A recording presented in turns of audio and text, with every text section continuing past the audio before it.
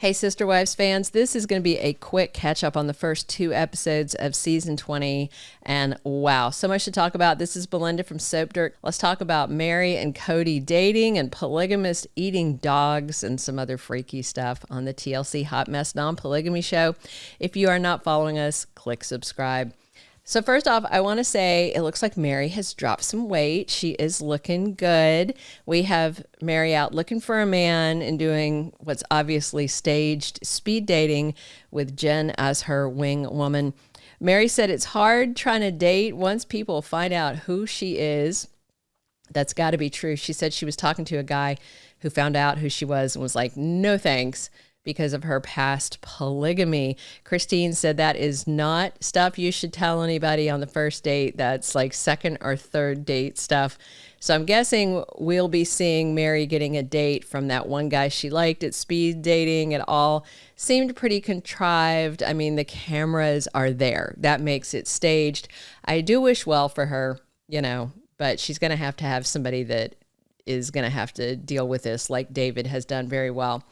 Kody, meanwhile, is going through the third stage of menopause in these episodes, saying he has realized retroactively that he actually did love his ex-wives. I mean, sure, Jan, whatever. Maybe Christine and Janelle, but I think he fell out of love with Meri long ago. Kody was also griping about how he's been left to clean up the mess of Coyote Pass without any help. I feel like that's a whole allegory for Meri, Janelle, and Christine leaving Kody to deal with the mess of their plural marriage falling apart, which is on him. If you crap the bed, you should clean the sheets. And that is totally on Kody, in my opinion. He griped that Meri and Janelle should be helping to clear up the property, and he's not motivated to do it because they're not nice to him. Wow. As if Kody was nice to them, He's just deluded.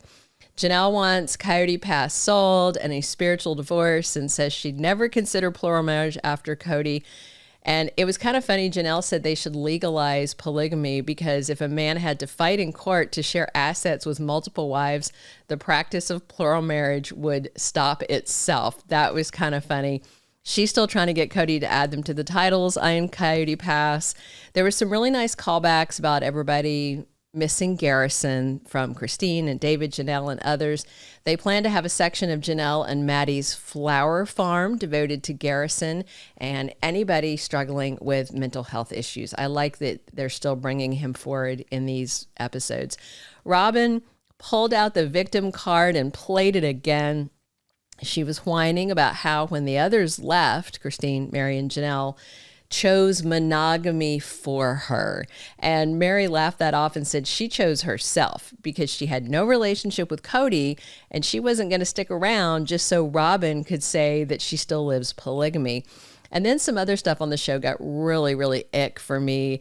Kody talking about how a male polygamist is getting more than he wants, talking about nookie, and then said a monogamous gets less than he wants. So I guess Robyn is not satisfying Kody's enormous appetite. It's just gross to even think about.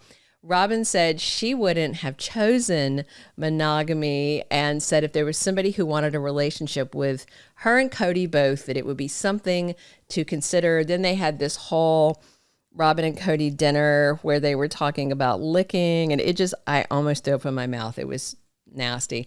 Kody talks about not wanting to put their marriage at risk by considering another plural partner. And he did say his primary motivation for picking a potential new sister wife would be how good looking she is. Robyn said that would be the worst reason and that Kody's kind of being a pig. And then Robyn said Kody's basically suggesting bringing in a concubine because he wants more sex, but his emotional connection is with Robyn. And then Kody says how hot a woman is won't matter when he's getting nagged by her. And he did say if they tried again, the woman or women would have to be devoted to Robyn. So Kody wouldn't have to worry that this possible woman was competing with Robyn for his love and affection. And it kind of sounds like Kody wants somebody who would be closer to Robyn than him. So when I think about it more, It seems like Kody wants a hot chick to bang who will be Robyn's friend and keep her busy and keep them both off his back. And then Kody called his exes sister witches. And Meri said Kody's confidence comes from calling other people names. Janelle laughed and says, I'm okay being a sister witch. Christine kind of laughed it off too.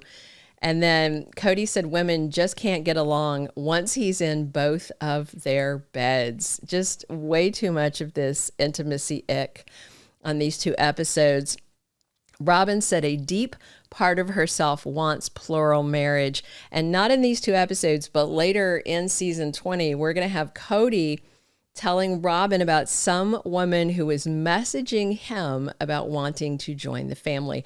I'm sure, obviously, this is all scripted for ratings and to try and get more season renewals, but nothing right now is more boring than watching Robyn and Kody with their heads up each other's butts. They are scraping to get something to keep fans interested. And I have to say, though, I would totally watch Robyn and Kody trying to date and to find some poor woman to be Robyn's best friend or her only friend, I guess, who would stroke Kody's ego and whatever else he needed stroked. He said, of course, as a man of monogamy, he's not getting enough. And I feel like Robyn may want another wife as a buffer. I mean, wanting to steal Kody's time away from the other three sister wives when they were around was one thing, but being stuck with Kody 24/7, that's a whole other thing.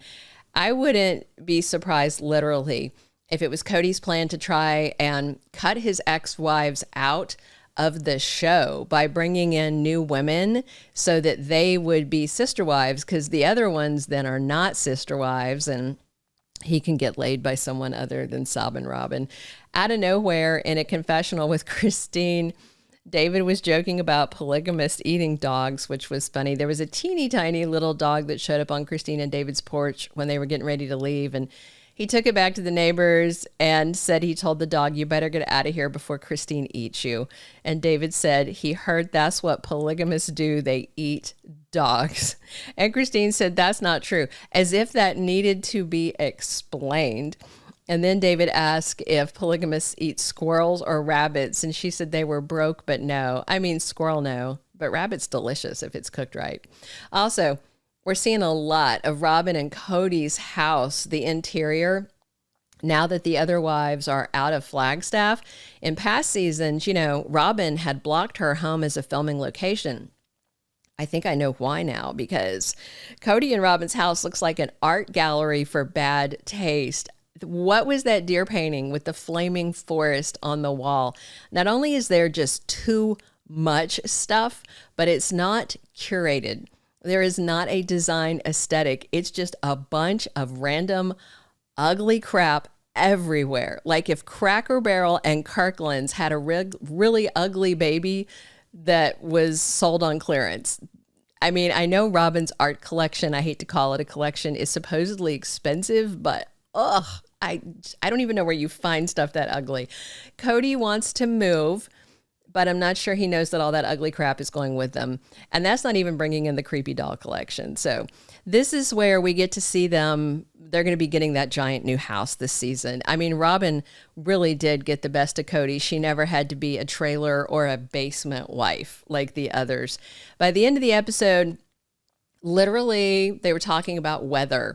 We had Christine and David driving through, I guess at this point they were in Kansas, and Tony and Mykelti as well. Tornadoes are pretty prevalent there. I don't know if they've not seen Wizard of Oz.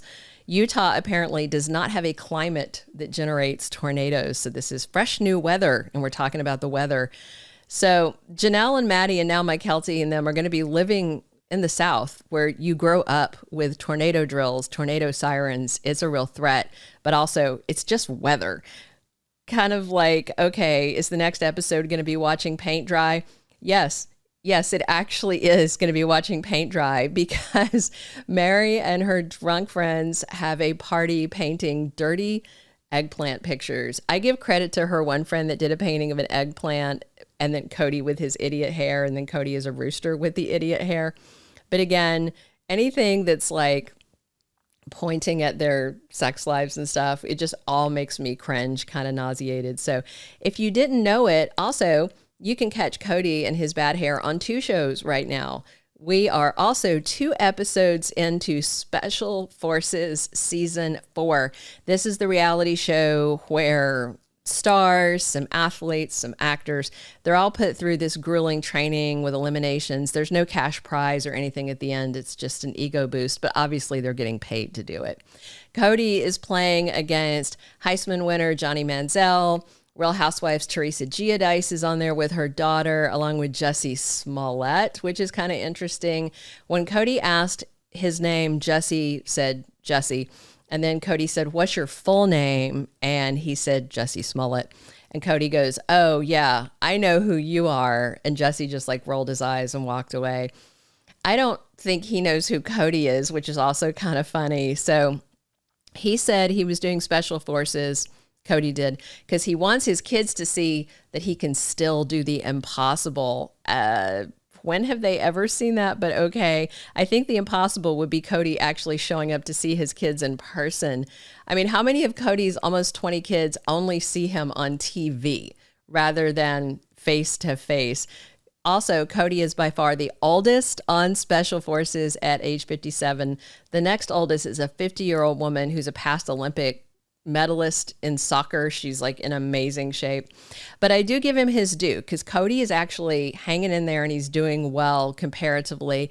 Then again, if you believe his side of things, he's been abused by 4 wives for decades. So a few military special forces and SAS badass guys should be easy peasy for Kody. And Robyn got him out of the house for a few weeks because they filmed in Morocco. And he got shoved face first into mud by a big guy that was holding onto Kody's precious hair. He did rappel out of a helicopter, hauled a bunch of junk up a hill, and survived being dunked in a water tank, strapped into a torn-apart airplane hull to simulate a crash. He is hanging in there, and if anything interesting comes off there, I will give you an update. He's not getting a ton of airtime, honestly, on Special Forces because he's not being whiny. Not like he is on Sister Wives anyway. Thank you for being a loyal listener. Follow us wherever you get your podcast because you don't want to miss the next episode. Soap Dirt is on all the major podcast platforms, including Apple Podcast, Spotify, iHeartRadio, and more.